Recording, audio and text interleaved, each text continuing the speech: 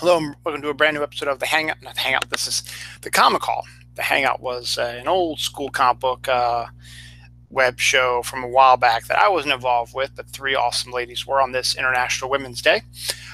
So shout out to the old Comic Hangout. Actually just retweeted something from Allison Berry, who was a member of that. So pretty cool. Big news about comics. The Black Label from DC, a new cutting edge group of comics I will be discussing more on my other show, Dylan Knows. I'll be doing that sometime this weekend. I haven't decided yet, but it'll be sometime this weekend. I'll be doing my show. Just keep an eye out on my Facebook or my Twitter, because we're just here to talk about comic books, and not really just talk about comic books, but show comic books that came out this week, and some artwork and covers and little bits of story and stuff you need to might want to pick up for this week. So without further ado, this is this week's Comic Haul. Not too big. I've actually been looking at the last couple weeks stuff. It's starting to shrink a little bit, and I'm also starting to cut down a lot more. There's still a lot more I need to cut down on, but I'll get to those in a little bit. First up, I finally have read the entirety of this series until this issue. Batman White Knight is just as good as expected. Issue number 6 is out this week of 8. It's written and drawn by Sean Murphy. It's a really good storyline, really good artwork, and a actual pretty good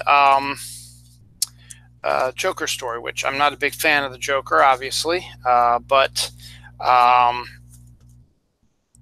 it's a pretty good Joker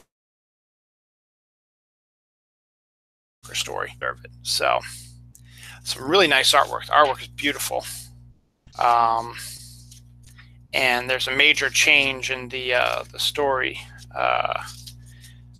coming up. So definitely worth a pickup if you haven't gotten, if you do not have these issues, the 1 through 5. If you can get 1 through 5, I highly recommend it. Or if you want to wait for the trade, go ahead. But it's going to be a little while before it gets there. But it's well worth it. This is a great series, beautiful artwork, and then hopefully, Sean Murphy's been talking about doing a unrated version of it, which would be great. See all the nudity and sex that he wasn't allowed to show, and violence that he wasn't allowed to show, because there was some, and I showed to you on previous episodes of the haul. Go back and find out for yourself if you don't believe me. Like my new Black Panther shirt, it's pretty cool, huh? Next up, we have Superman number 42, which might be getting close to wrapping up the Tomasi and Gleason storylines, because we found out, and we're talking about this on my Dylan Knows show also. Let's see if I can find it. There it is. Brian Michael Bendis has signed on to do Superman.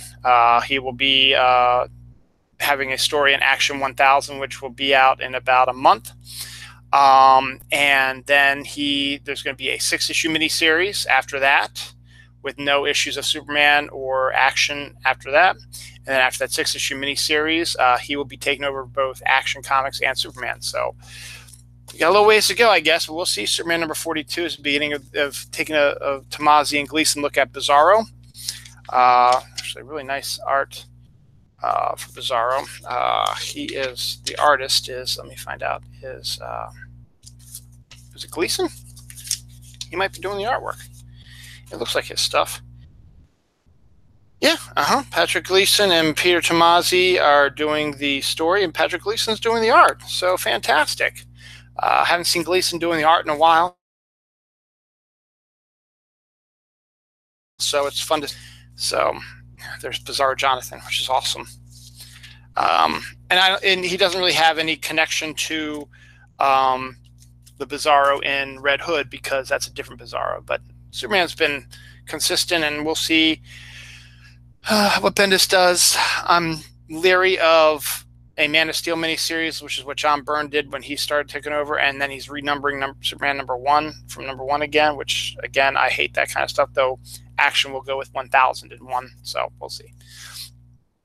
This has been consistently the best book for the last couple of years now, Batman number 42. We are quickly leading up to the marriage between Batman and Catwoman. We actually got our first view of the Catwoman's wedding gown, which is absolutely stunning, and Batman's tuxedo. It's written by Tom King with art by Mikel Janin. and basically Poison Ivy has taken over the world except for Bruce and Selena, and they have to work together to try to free the entire world from the clutches of Ivy, and that includes, she's taken over the Justice League as well. So Mikel Janin is doing fantastic artwork for it. Tom King is just writing the hell out of it. So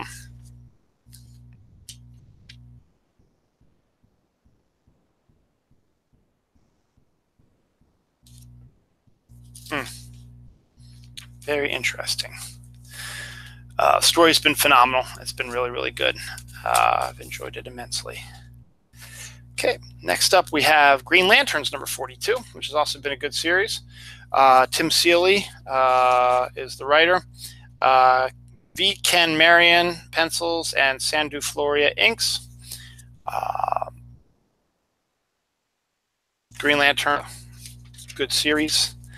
And we got 2 Green Lantern books, and this one's actually not too bad. The artwork looks pretty nice, actually. I'll give it that much. And so, very good. Next up, we have Deathstroke number 29, which is, I love Christopher Priest. Don't get me wrong. I absolutely adore Christopher Priest. But I need to cut back a little bit. I really haven't been reading Deathstroke recently, so we'll see. But I'm still collecting it. This is actually a really nice cover. I like it. Let me see if we get a closer look. It says I work on. See, again, it's DC's bringing back the word balloons, which is really interesting on the cover. So it's written by Christopher Priest with art by, where's the art? Art by Diogenes Nieves and inks by Trevor Scott. So it's good artwork, and Christopher Priest doing a great job writing it as well. But it's just, I don't know, the character or whatever. I'd like to see maybe the team on a Nieves and Priest on a different book. But we'll see. So looks good. Next up, we have another Priest book, Justice League number 40. This one, Justice League takes on Justice League of America, written by Christopher Priest with art by Pete Woods. Pete Woods is one of those consistent artists who, you put him on a book and he'll get you what you need.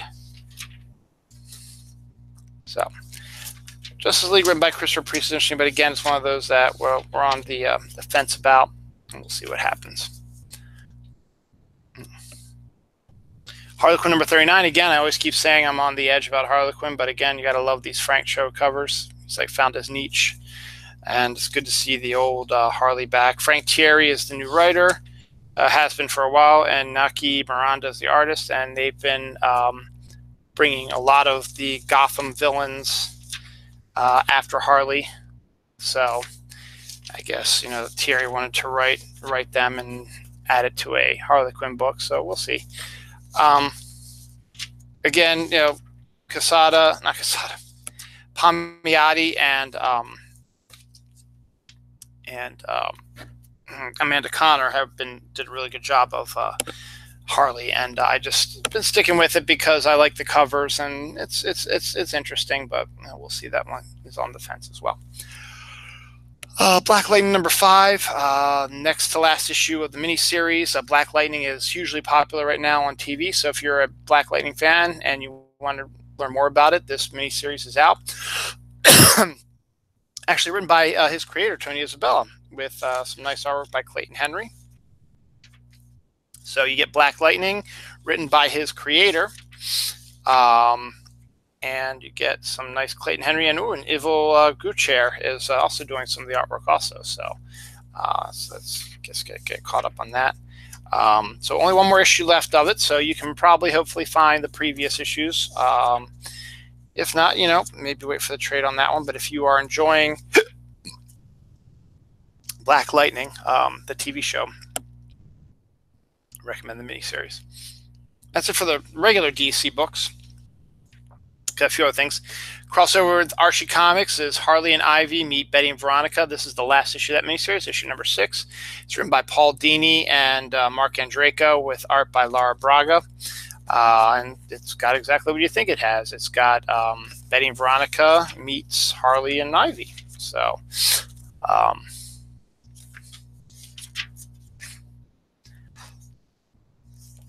what more do you want? And Paul Dini, who created Harley, is writing her again. So, and it's an Archie book. Archie's been doing really well.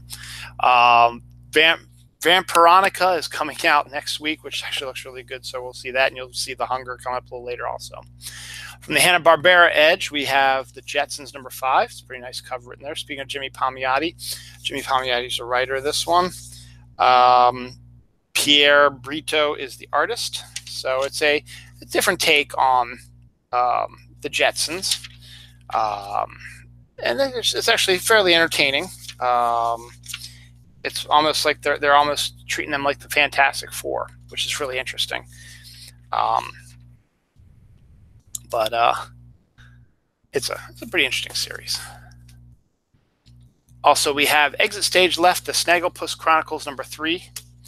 I thought it was a 12-issue miniseries. I think it's only 6. It doesn't say here, so we'll see. It's written by Mark Russell with art by Mike Feehan and inks by Martin Morales.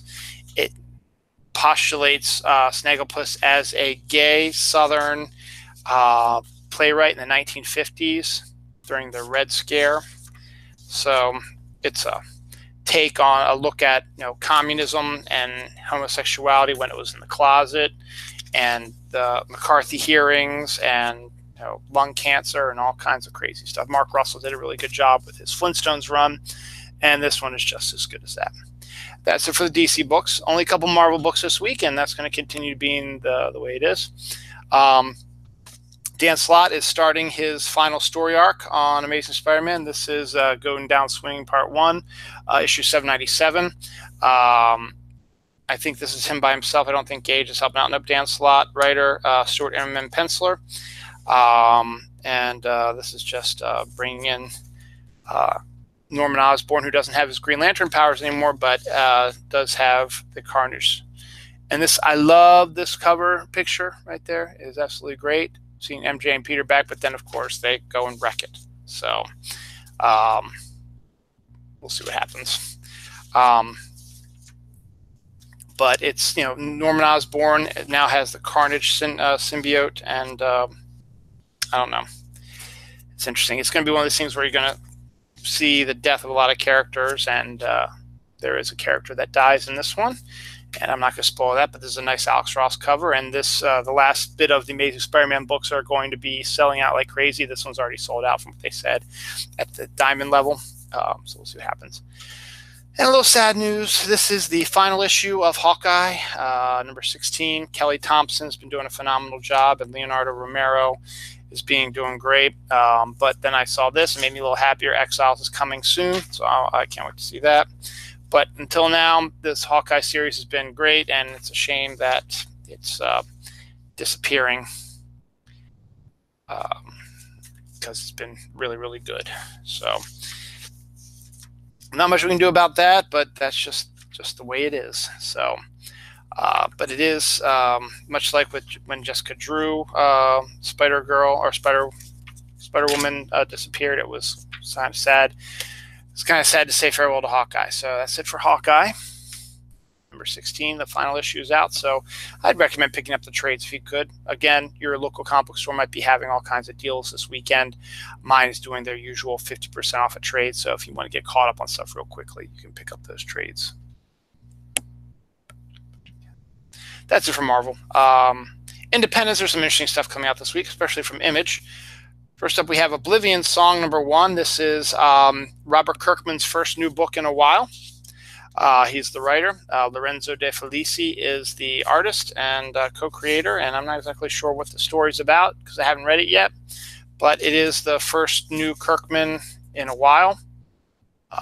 So it's always good to pick up Kirkman early on because his books tend to do very well. So there's Oblivion Song #1. Just came out this week, so go ahead if you want to start a new book. There you go. Here's another one you might want to start. This is Gideon Falls #1. It's more of a horror book. It's written by Jeff Lemire with art by Andrea Sorrentino. They worked together on Green Arrow, and they worked together on something else also, but it's absolutely stunning artwork. And Jeff Lemire's fantastic writer, so get some pretty interesting stuff. So Image has got some good stuff coming up. And so again, this is the first issue. If you want to try something different in the comic book world, you've got Oblivion Song and Gideon Falls. If you really, really want to get something spectacular, issue 2 of Strangers in Paradise, the new series, is out right now. And this is a character from Rachel Rising. So it means that this happens in the same world as Rachel Rising, which we pretty much expected because everything that Terry Moore does is connected some way or another. Strangers in Paradise is his magnum opus, and he's decided he wants to tell some more stories. He had canceled it. He retired them 5-10 years ago, and now they're finally back. So it's great to see that issue number 2. So you might still be able to find issue number 1. Again, gorgeous black and white artwork as always. What you get with Terry Moore. This is more of a what's going on expositionary type of story. So lots of words, but you know what? That's what Stranger in Paradise is. It's a good crime thriller story, beautiful artwork, and well worth the pickup. Another book that's ending, just because it's the last issue of the miniseries, is Shadow Batman. So there have been 12 issues of Shadow and Batman crossovers, so we'll see whatever. This is a really cool cover, though. I really like this cover. I like Robin's costume particularly. By Steve Orlando with art by Giovanni Timpano. So it's always good to see Batman teaming up with Shadow, and because they are so much alike, and it's good to see that. Ooh, and this is coming out soon. It's Tarzan, so that's going to be a lot of fun. That's Gail Simone too. So good stuff. So Shadow Batman is done. You might also be able to pick up Batman Shadow as well if you look for those. Elsewhere is back, number 5. This is the story of Amelia Earhart, who actually, disappeared, but because she went to an alternate dimension along with D.B. Cooper, and they're taking on all kinds of fantasy stuff. It's written by Jay Faber with art by Sumie Kesgin. It's nice artwork, and I read the first issue. I really enjoyed it. I haven't caught up on the other issues yet, but this is issue number 5, and there's Amelia Earhart punching out D.B. Cooper, so you gotta love it. Deja Thoris number 2. Another one where Dynamite's doing good with the Bad Girls. It's written by Amy Chu with art by Pasquale Qualano. So you get Mars, you get hot chicks, you get crazy fantasy stuff going on. And, this is the prequel, I guess, to John Carter of Mars, technically. So good to see that.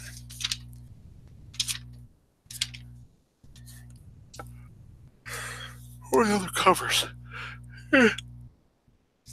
Interesting ones. And the final issue, the final comic out this week that I buy, there's a whole bunch of other ones that I haven't bought, but these are the only ones that I have. This is Jughead the Hunger, number 4, written by Frank Thierry, with art by Pat and Tim Kennedy and Joe Esma. It's just basically what if Jughead was a werewolf, and the horror stories that follow, much along the lines of the Vampironica book that's coming out next week. So, all in all, that's good. So that's it for this week's Comic Call. Some good stuff out there. As I said, whoops, this isn't everything. I only got stuff that I get, that I read, but I highly recommend everything that I showed you, and I think you should check it out.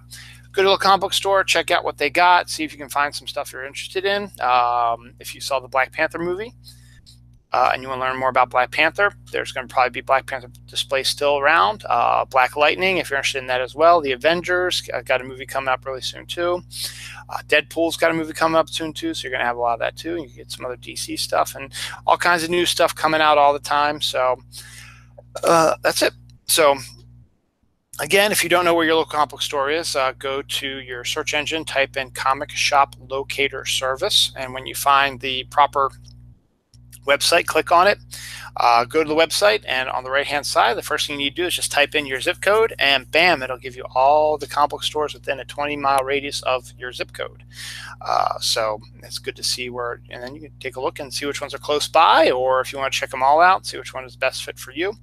And hey, as I said, the whole reason I do this is to get you guys to go into, guys and gals, to get you to go inside to comic book stores and see that comics are not just actiony superhero stuff. There's all kinds of stuff going on. I think I showed you a good wide variety of stuff over there. And if you've seen my other episodes of the Comic Call, you'll know that there are a whole lot of other stuff as well that I talk about it also. Tune in this weekend. I will be talking more comic stuff as well as other things as well on my regular show, Dylan Knows, entering episode 233. I'll be talking particularly about the DC's new Black Label, which they just literally announced today, which could be kind of interesting. So I'll talk about that and some other stuff going down the line as well, down the pipeline. So thank you very much for watching. Go buy comics. Go to a comic book store, check out stuff. My store's got a 50% off of trades this weekend. Maybe your stores will have similar sales. If they do, pick up some trades and check stuff out and come on back next week. Bye.